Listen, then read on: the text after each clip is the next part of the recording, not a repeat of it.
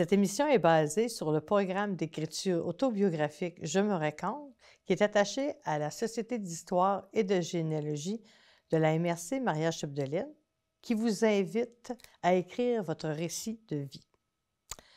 Au fil des 12 épisodes, nous vous présenterons le contenu et les explications des 21 séquences du programme Je me raconte. Et chaque séquence sera illustrée de témoignages d'anciens participants qui vous partageront leur expérience, ainsi que des extraits de leur récit de vie.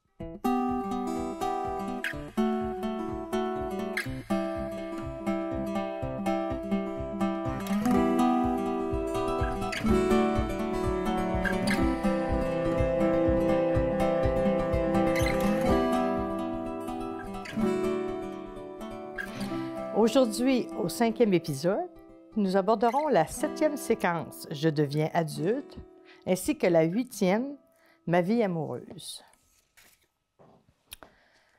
Devenir adulte, c'est la période entre 20 et 40 ans.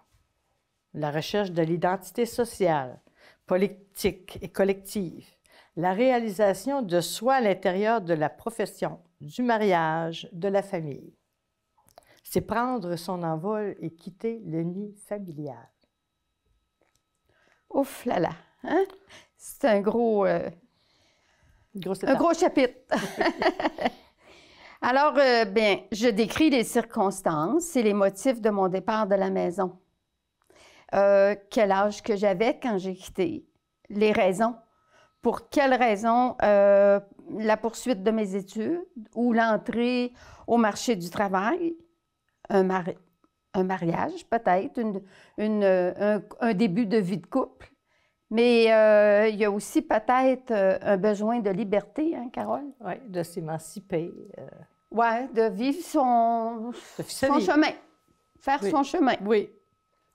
Comment s'est passée cette séparation de ma famille? Ça, c'est à décrire aussi parce que ça peut être une rupture difficile, ça peut être une délivrance, mais ça peut être une saine prise en charge de sa vie, mais ça peut être aussi approuvé par la famille. Peut-être que tes parents étaient contents de voir que tu étais capable de voler de tes propres ailes. Oui. Hein? Malgré les inquiétudes, ils étaient contents pour toi. Oui. Mais les parents s'inquiètent toujours pour leurs enfants, hein? Oui, ça, c'est sûr. À cette période de ma vie, j'ai des rêves et des ambitions. Quel rôle que cela a joué dans le tracé de mon chemin? Comment j'ai surmonté les difficultés? Oui. Quel est l'événement qui a le plus marqué cette période de ma vie? Comment l'ai-je vécu? Parce que des fois, il a fallu aller loin. Oui. Hein, très loin. Puis avoir des difficultés financières qu'on ne veut pas nécessairement en parler à nos parents parce qu'on ne veut pas les inquiéter. Oui. Tu sais, il y a un paquet de petits secrets aussi oui, c'est ça. Dans ça. Parmi les personnes qui m'ont marqué, amis, confrères, consoeurs, parents, laquelle m'a le plus influencée? Hein, qu'est-ce qui était le plus présent dans ma vie? Qu'est-ce qui m'a aidé à faire ce pas? Oui. Puis aussi, il y a peut-être la relation avec mes frères et mes sœurs qui a changé. Est-ce que j'ai eu un appui, une aide, ou si ça a été au contraire comme une difficulté, un éloignement? Il y a aussi, à quelle fréquence? On a continué à se voir. Oui. Moi, je dis aussi, les neveux, les nièces aussi, là. On se voit plus seulement aux fêtes, hein? Non, c'est ça. C'est ça que j'allais dire, parce que quand on se retrouve, dans quel état d'âme j'étais quand, après avoir fait ce bout de chemin-là, est-ce que j'étais heureuse et bien accueillie dans ma famille? Oui. Est-ce que c'était la fête quand je revenais à la maison? Tu sais, mais il y a aussi qu'on a perdu, là, on a perdu le fil des événements. On sait moins de choses sur leur vie, ouais. Puis eux en savent moins sur la nôtre aussi. Oui. On n'a pas le temps de tout se raconter. Est-ce qu'on est porté à la confidence? Tu sais? Oui. Fait que peut-être pas à ce moment-là, mais peut-être qu'il y aurait lieu de l'écrire. Qu'est-ce qu'on a préservé pour soi à ce moment-là? Est-ce que ça serait intéressant à lire? Oui. En tout cas, il y a certainement des choses cocasses qui arrivent oui. quand Quand on part pour la grande ville, là, qu'on n'est pas habitué, Oui, là, oui. Oui, c'est il y a des beaucoup gros de choses. changements. C'est une grosse période. J'ai des difficultés à devenir adulte.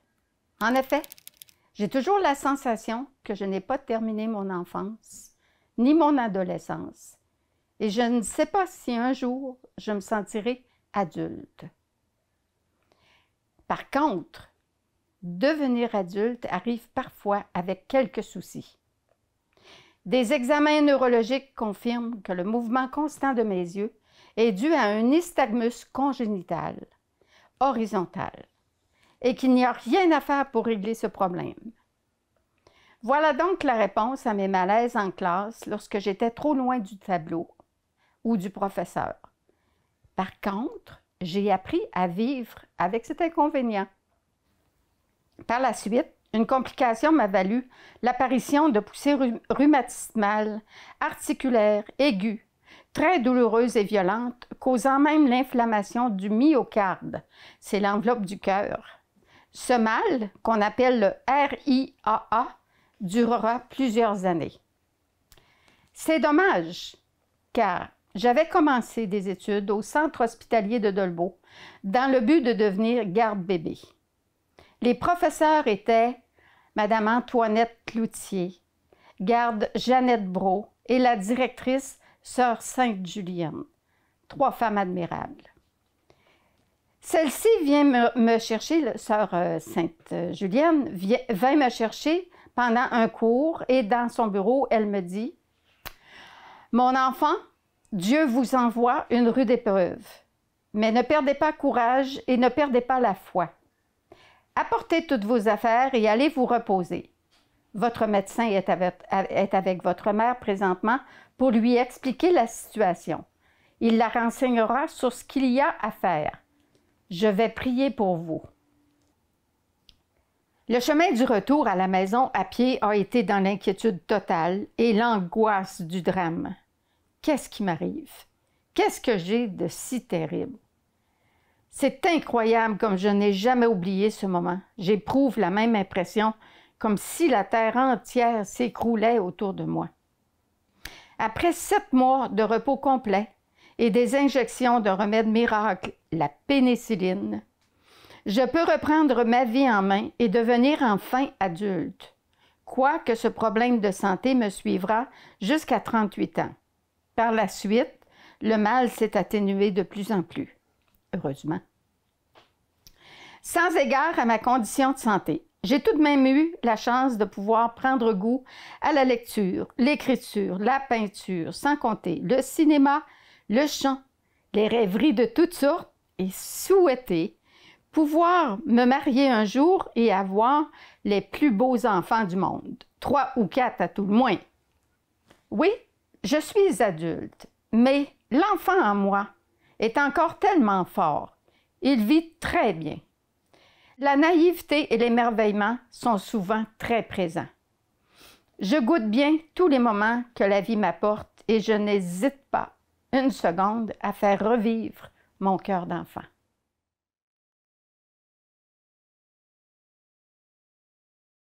Ça me replonge exactement dans le moment précis. Quand on nous annonce une mauvaise nouvelle, je ne suis pas la seule, hein? Quand on nous annonce une très mauvaise nouvelle, et surtout quand on ne connaît pas l'ampleur de ce que c'est, mais qu'est-ce que j'ai? C'est incroyable, c'est la terre entière là, qui s'écroule. Fait que de le relire, ça me provoque exactement dans le même état d'âme.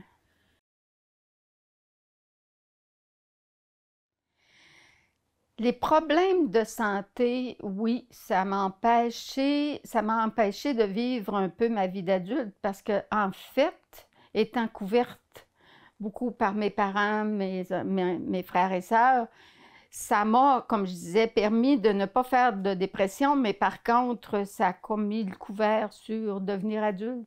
Je pourrais pas mettre une ligne, dire « Ah, aujourd'hui, je ne suis plus une adolescente, je suis une adulte. » Il y a un moment dans ma vie où j'ai vraiment dit « Ouais, là maintenant, je suis une adulte. » Quand j'ai eu ma fille, Ben, écoute, c'était d'abord un miracle d'avoir une fille, là, parce que j'ai perdu d'autres bébés. Mais c'était ce petit enfant-là dans mes bras, là, j'ai dit, oh là là, là, je suis plus la petite fille qui joue à la poupée, là. Même si j'ai une belle petite poupée dans mes bras, mais celle-là, là, c'est moi qui est l'adulte. C'est là que j'ai découvert que j'étais adulte. Il y avait un de mes oncles, Lauréat Tremblay, qui suivait le programme des Alcooliques Anonymes, et ma tante Adrienne Tanguay participait à Al-Anon. Programme pour ceux qui vivent avec une personne qui a des problèmes de consommation d'alcool. Aujourd'hui, ils sont décédés tous les deux. C'est un mode de vie en 12 étapes de réhabilitation qui peut convenir à tout le monde. Ce sont les mêmes étapes pour les deux programmes, à la seule différence que la première étape est pour l'alcool avec AA et avec Al-Anon, c'est n'importe quel problème. Lorsque mon oncle venait chez moi, il me trouvait malheureuse. Il m'a suggéré d'aller à Al-Anon. Je trouvais la vie très difficile et j'étais rarement de bonne humeur. J'avais de la difficulté à tourner la page sur certains événements. Vers l'âge de 30 ans, après avoir vécu toutes sortes de problèmes, j'ai commencé à aller aux réunions Al-Anon. C'est là que j'ai recommencé à mettre Dieu dans ma vie. On ne parlait pas de religion, mais de spiritualité. Et ça l'a fait mon affaire. Au début, je n'aimais pas entendre le mot Dieu, mais Dieu signifiait un être supérieur tel que nous l'entendions, à notre façon. Dans le programme Al-Anon, nous devons choisir une marraine de confiance à qui confier nos problèmes. Et c'est là que mon spirituel a commencé. J'étais très agitée par ce que je vivais et après m'être confiée à cette marraine, je suis devenue plus calme. J'aimais aussi lire la littérature des Al-Anon et Alcooliques Anonymes. Il y a tellement de beaux livres de ressourcement. J'allais aux rencontres Al-Anon parce que je pensais que c'était mon conjoint qui avait un problème avec l'alcool. Avec mon cheminement dans Al-Anon, je me suis rendu compte que j'avais moi-même un problème d'alcool. J'ai vu des changements en moi en assistant aux réunions régulièrement et en m'impliquant dans les réunions. Depuis plus de 32 ans, aujourd'hui ça fait 39 ans, que je mets en pratique les étapes du programme AA. Le matin, je lis des lectures par rapport au programme et je fais de la méditation, ce qui m'apporte du calme. Je pratique beaucoup le lâcher-prise et s'en remettre à Dieu. Tout ce qui me dépasse, je le remets à Dieu et ça me fait beaucoup de bien. Quand j'ai des décisions à prendre, je lui demande qu'il me guide. Je lui parle beaucoup, c'est ma façon de pratiquer ma foi. Il y a un temps où j'allais à la messe tous les dimanches. Pour moi, c'était un temps d'arrêt et ça me faisait du bien. J'ai arrêté d'aller à la messe, mais je vais encore dans le temps des fêtes. J'ai appris et vécu l'expérience de donner aux autres et pas juste de recevoir, ce qui me rapporte beaucoup. Quand je peux aider quelqu'un, ça me fait plaisir et je deviens en paix avec moi-même. J'essaie de donner aux autres à chaque jour. Ça m'a beaucoup aidé à poursuivre dans la vie parce que j'étais beaucoup malheureuse, comme je l'ai dit, là. Fait que ça m'a aidé beaucoup. Ça m'aide encore. C'était important pour moi d'en parler parce que c'est ça, je m'en suis sortie avec ça. Puis c'est sûr que si ça avait été, mettons, 2 ans que j'aurais fait les réunions, pas sûr que j'aurais parlé de ça, là. Ouais, tu sais, j'aurais pas été capable d'en parler. Tandis que là, ça fait 39 ans, on a pris notre gâteau, tous les deux ensemble. Ça fait 39 ans, là, la semaine passée, là. Est-ce que tu as un conseil, Carole? Oui. Ah. Rappelez-vous qu'il est souhaitable de vous retirer pour écrire. Ah oui. Il vous faut choisir le meilleur moment pour exercer votre créativité. La tâche vous paraît énorme? Ne vous découragez pas. Il s'agit de commencer par écrire un mot, une page. Rappelez-vous qu'un éléphant se mange un morceau à la fois. C'est ce que je trouve qui est le plus important, c'est de commencer à écrire et de ne pas vouloir à tout prix bien écrire. Puis du premier jet, écrire comme vous voudriez l'écrire. Écrivez simplement. Comme ça vient. Comme ça vient. Parce qu'on peut retravailler notre écriture par après. De toute façon, à la toute fin, vous allez vous relire, vous allez faire des corrections, des ajouts, rephraser. C'est ça. On fera ça à la fin. C'est ça. On prépare le gâteau. Ouais. On fera le crémage en dernier. C'est ça. Parce que si on s'arrête à ça, c'est là qu'on a des difficultés On à perd du écrire. temps. Il faut écrire comme on parle. Enregistrez-vous s'il faut. Là, puis Oui. écrivez. On perd du temps aussi à trop trop vouloir bien fignoler. faire. À trop fignoler, puis de parler des fois, il faut que je dise toute la vérité, rien que la vérité, je Non, jure. ouais. Non, Non. c'est pas obligé. Là, tu sais. Non. Mais vous pouvez le faire, puis après ça, biffer des choses.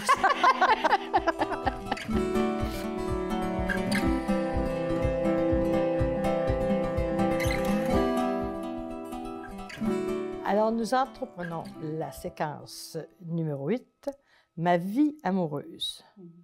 La vie sentimentale, ça tient une place très importante dans notre vie. Pour plusieurs, c'est la recherche du grand amour, de la personne qui pourra nous accompagner toute la vie. Pour d'autres, le mariage, religieux ou civil, est la concrétisation de l'engagement amoureux. Amour rimant avec toujours, il ne nous vient pas à l'esprit que cette union puisse prendre fin. Ah non, c'est sûr. Mes amours, alors décrivons-les justement. Les circonstances de la vie m'ont-elles amené à vivre en couple, à vivre seul, à vivre en communauté religieuse? Et comment ai-je vécu le célibat? Mes fréquentations ont-elles été nombreuses ou est-ce que j'ai rencontré l'amour très tôt dans ma vie?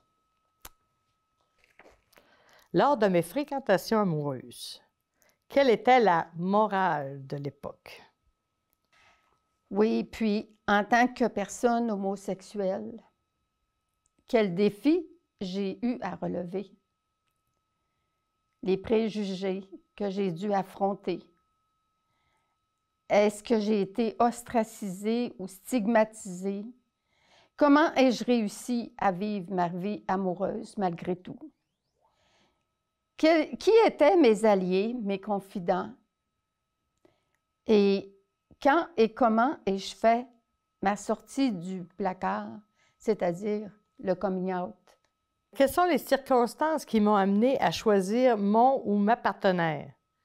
Je donne des détails sur ma rencontre. Un coup de foudre, Ah, ça, une amitié qui se transforme, une oui. passion, Hum. sécurité, choix imposé, pression sociale, mes fiançailles et mon mariage. Ah ouais. Avons-nous fait des fiançailles? Si oui, j'en parle. Je parle de la durée de nos fréquentations avant les fiançailles, de la cérémonie intime ou solennelle, simple ou grandiose, du choix de nos bacs. Ah oui. Ça, Comment a c'est- été faite la demande en mariage? Hein? Il y a eu des époques où ça prenait une demande en mariage officielle Officiel aux parents, aux parents. surtout au père, là. Oui, c'est ça. Ah non, c'était une époque assez sérieuse, hein? Oui, ça, c'est sérieux. Je me dis, C'était ça la existe partie plus, ça sérieuse du- existe plus. La partie sérieuse du fun d'être en amour. C'était bien traumatisant pour le prétendant. Ben c'était traumatisant, surtout si le père l'acceptait pas. Oui, en effet. Bon, puis ben, suite à ça, est-ce que j'ai eu droit à un enterrement de vie de garçon ou bien de vie de fille? Hey, ça, C'était les, plus les vies de garçons. ça, les enterrements de vie de garçon, ben la vie de jeune fille, moi, j'ai eu un shower, Oui, là. oui, oui, oui. oui, oui. Mais c'était pas du tout un enterrement, là. Non! Hey, j'ai eu des cadeaux. Tu sais, je veux dire, c'était plus un party de filles, Oui. tu sais. Puis Parce- c'était agréable. Mais Ouais. quand tu savais que ton futur mari était pour avoir un enterrement de vie de garçon, Ouais. écoute, c'était paniquant, là. Ouais. Parce qu'il y en a qui ont eu des enterrements Disons qu'il y en a qui prenaient le terme enterrement à la lettre. à la Quand tu partais pour te marier, il fallait suivre un cours de préparation au mariage. Mais est-ce que vous l'avez fait, le cours de préparation au mariage? Comment c'était? Est-ce que vous avez aimé? Est-ce que ça vous a été utile? Ou c'était juste pour suivre le protocole? Mais c'était obligatoire Oui. pour se marier. Ah, oui, il fut un temps, oui, Oui, c'était fut un obligatoire. Avions-nous aussi un contrat de mariage? Ce contrat a-t-il été utile? L'absence du contrat a-t-elle eu des répercussions? Ouais. Ça, c'est C'était très pas important, très, un très à contrat la de mode. mariage. C'était pas très à la mode, un contrat de mariage. Non, puis c'était difficile. Alors, maintenant, je décris la cérémonie Ah, ça, c'est le fun. de mon mariage. Ouais. La date, l'endroit, à l'église ou à l'hôtel de ville, le célébrant, la robe de la mariée, l'habit du marié, les témoins, le nombre d'invités, hein, quand on a des grosses familles, Oui. la noce, le repas, on pourrait dire la danse aussi après, là, Oui. la veillée. Oui. Les cadeaux de noces qui faisaient partie du trousseau. Du trousseau. Ah oui. Mais aussi, c'est que le voyage de noces a pu être reporté pour une raison X, là, peut-être. Oui, ça arrive. Une maladie, un décès dans la famille ou quelque chose qui vient contrecarrer le voyage de noces, ou qu'on n'a pas les sous pour le faire, puis on le fait un peu plus tard. C'est toutes des choses qui sont... Puis il y avait aussi une toilette pour le voyage de noces. Là. Oui. Quand tu quittais la veillée, la soirée, tu partais avec ton habit de voyage de noces. Oui, il fallait avoir des vêtements prévus pour ça, oui. La durée de mon mariage ou de mon union, ou de mes mariages ou de mes unions, parce qu'aujourd'hui, ça peut arriver. Hein? Depuis combien de temps dure mon union ou combien de temps a duré mon mariage? Oui. Suis-je toujours mariée avec la même personne? Alors, étant en couple avec mon conjoint, ma conjointe, mon réseau de relations, il s'agrandit. Là. Oui. J'ai maintenant des beaux-frères, un beau-père, une belle-mère, des beaux-frères, des belles-sœurs. Et donc, j'inscris, je fais la liste. Oui. Et puis j'inscris la relation que j'ai avec eux, puis les moments particuliers que j'ai vécus. Il y en a avec qui on a plus d'affinité, on est plus près. Il y en a qui nous ont plus aidés aussi à partir de notre famille. Oui, oui. Donc, ça, c'est quelque chose qui était intéressant à faire. Oui. Ah oui. J'avais remarqué la photo d'une finissante dans l'album de Normandin de l'année précédente.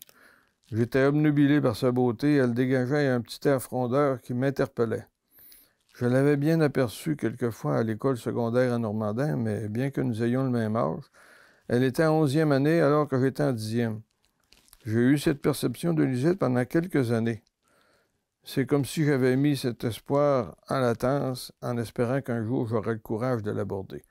Au fil de mes sorties de fin de semaine, au Balmoral et à l'Hôtel Central, j'ai remarqué qu'elle ne semblait pas avoir de stédé et qu'elle se tenait régulièrement avec les mêmes gens. Cela m'encourageait et je me joignais un peu plus souvent à leur groupe, allant danser avec l'une ou l'autre, mais surtout avec Lisette. J'avais même planifié de l'embrasser pour la première fois à l'arrivée de la nouvelle année. Il m'a toujours fallu un prétexte pour me lancer. Mon plan a failli être saccagé par l'arrivée impromptue de Janine, une nièce de l'un de mes oncles maternels. Elle venait de Charlevoix pour remplacer la marraine du fils de cet oncle. J'étais aussi requis pour remplacer le parrain. J'étais ce qu'on désigne de parrain cochon pour ce baptême. Comme elle était native et résidente de Saint-Hilarion, elle ne connaissait pas personne de notre secteur. Oncle Paul m'a demandé de la sortir et de lui faire connaître notre beau village, le vendredi soir et le samedi soir. Comble de malheur, c'est précisément ce moment que j'avais ciblé pour mettre à exécution mon projet. Je ne pouvais tout de même pas reporter ce projet d'1 an, alors j'ai finalement délaissé un peu ma partenaire imposée pour réaliser mon rêve. Ce jour de l'an 1972 est devenu pour moi la date de formation officielle de notre couple. J'avais une blonde et je pouvais compter sur elle comme elle pouvait compter sur moi pour affronter la vie. Nous nous sommes fréquentés plus de 3 ans pendant lesquels nous avons appris à nous connaître et à nous aimer. L'aboutissement prévisible de cette relation s'est conclu par notre mariage. C'est sûr que Janine fut déçue de n'avoir pas eu le guide qu'elle espérait, mais sans rancune, elle m'invita chez ses parents à Saint-Hilarion pour la fête de Pâques. À noter que ce fut à mon tour de passer une soirée, disons, un peu solitaire.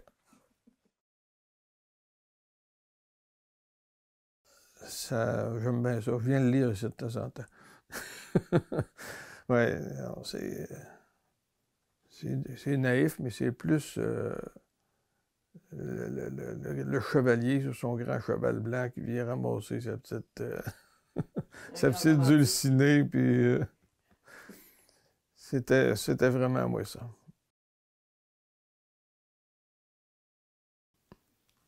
Ah, presque tout de suite. J'ai fréquenté Lisette de la même manière à la première année de fréquentation qu'à la 3e. Mon cheval blanc n'avait pas changé de bride. Je peux le dire de même. Moi, j'étais parti. J'avais perdu Louise, j'avais perdu Janine, j'avais perdu... Et il ne fallait pas que je la perde. Mais c'était pas si long si on considère qu'on se voyait aux 3 semaines. J'étais à l'Université d'Ottawa une année scolaire. J'ai été à Montréal travailler pendant 8-9 mois à Pointe-aux-Trembles. Fait que, tu sais, moi, j'étais là les fins de semaine. Elle travaillait, elle était professeure, fait que... puis elle a été professeure à l'âge de 17 ans, fait que... On se voyait les fins de semaine, puis je prenais l'autobus à 4 heures l'après-midi le dimanche. Puis je faisais transfert à Montréal, puis souvent je suis à Ottawa. Une fin de semaine, des fois 2 fins de semaine à rester là-bas. On s'écrivait, on a un paquet de lettres qu'on a conservés. S'il y a des enfants qui sont issus de ces relations-là, il est important pour eux autres là, qu'ils puissent lire un peu ce qui les concerne. Tu sais, c'est sans enjoliver, mais sans aussi là, vouloir régler des comptes. Là. Parce qu'il y a des relations, disons, qui sont terminées, qui ont été moins bonnes, puis qui se sont terminées plus dramatiquement. Mais il y a quand même eu des bons moments, puis il y a des enfants qui sont issus. Alors, eux, ils aiment aussi entendre parler de leur histoire. Ça fait partie de leur histoire de vie à eux. De la vie. Ouais. Alors, comme on dit, tout se dit, mais il y a des façons de le dire. Voilà pour le 5e épisode, Je me raconte. Au prochain épisode, le 6e, nous allons parler de la 9e séquence qui est ma vie de couple. On va aller un peu plus profondément, la poursuivre. Ainsi que... La fête est finie, là. On commence. Le mariage. Là, oui. on entre dans le vif du sujet. Ainsi que la 10e séquence, ma vie de famille. Alors, bon écrit. Oui, bonne semaine d'écriture.